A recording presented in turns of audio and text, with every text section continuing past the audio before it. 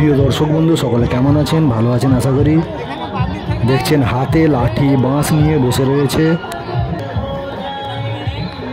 কিছু যুবক। বিস্তারিত জানাবো, ভালো লাগলে সাবস্ক্রাইব করবেন।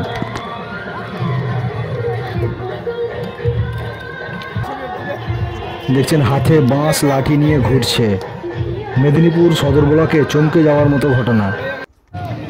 নারী পুরুষ সকলেই প্রায় হাতে লাঠি নিয়ে ঘুরে যাচ্ছেন একটি মেলার মধ্যে।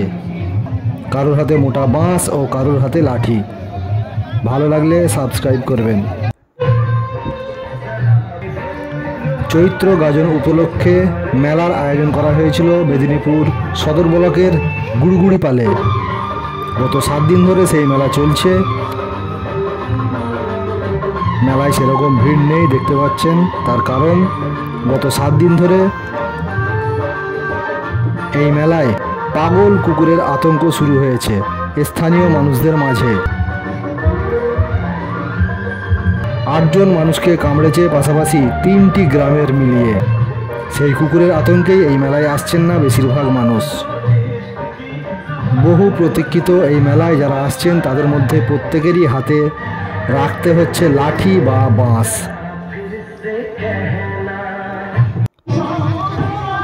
লোহাটিকরি শালিকা গুড়গুড়িপাল গ্রামের শিশু থেকে বয়স্ক মানুষ কুকুরের কামড়ে চিকিৎসাধীন। কেউ মেদিনীপুর মেডিকেল কলেজ হাসপাতালে চিকিৎসা করিয়েছেন, কেউ আবার দেপাড়া স্বাস্থ্যকেন্দ্রে চিকিৎসা করিয়েছেন। তবে কুকুরের আতঙ্কে কিন্তু এই মেলা জমে ওঠেনি প্রিয় দর্শক বন্ধু। তার কারণ পাগলা কুকুরের আতঙ্ক। শুনুন স্থানীয়দের বক্তব্য। আজকে 3 দিন হয়ে গেল। আজকে আমরা একটা পাগল কুকুর বেরিয়েছে। আজকে 3-4টা গ্রামে মিলে 8 জনকে এই অবধি 8-10 জনকে কামড়িয়েছে। তো সেই নিয়ে আমাদের এই গুড়গুড়িপালে এই গাজন উপলক্ষে মেলাতে সবাই আত্মীয় কুটুম সব তো আসবে এখানে মেলা দেখতে। সেই নিয়ে কাউকে যদি কামড়িয়ে দেয় সেই নিয়ে আমরা লাঠি নিয়ে ঘুরছি। আর কি সমস্যা হচ্ছে? সমস্যা বলতে আমরা লাঠি নিয়ে ঘুরছি কারণ যাতে না কুকুরটা আসে, সেই কারণে। এবার মেলাঘাটে সবাই তো আসে, সেই নিয়ে আমরা সবাই আতঙ্ক আর কি। সেই নিয়ে যাতে না এসে কুকুরটা, আমরা তার জন্য লাঠি নিয়ে সবাই ঘুরছি। আর শুনলেন ওনার বক্তব্য। পাগলা কুকুরের আতঙ্কে হাতে বাঁশ লাঠি নিয়ে মেলা দেখতে এসছেন সাধারণ মানুষ। হাতে ব্যাগ আছে, তার সঙ্গে একটি করে লাঠি। দেখছেন সকলের হাতেই লাঠি রয়েছে।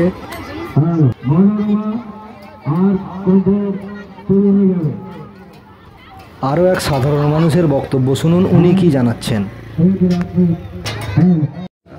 লাঠি নিয়ে ঘুরছেন কেন?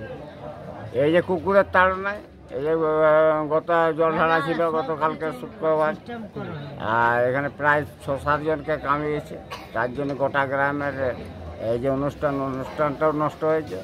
তারপরে যেটুকু হয়েছে তবু গোটা গ্রাম ডাং লাঠি দিয়ে হেরান হয়েছে। এখনো পর্যন্ত সেই কুকুরকে ধরা যায়, এখনো অবস্থায় রয়েছে। সমস্যা মানে সম্পূর্ণটাই অচল অবস্থা হয়ে গেছে। কালকে এমন করে একটা মেলা, গ্রামের হাফ লোক আসতে পারেনি মেলা।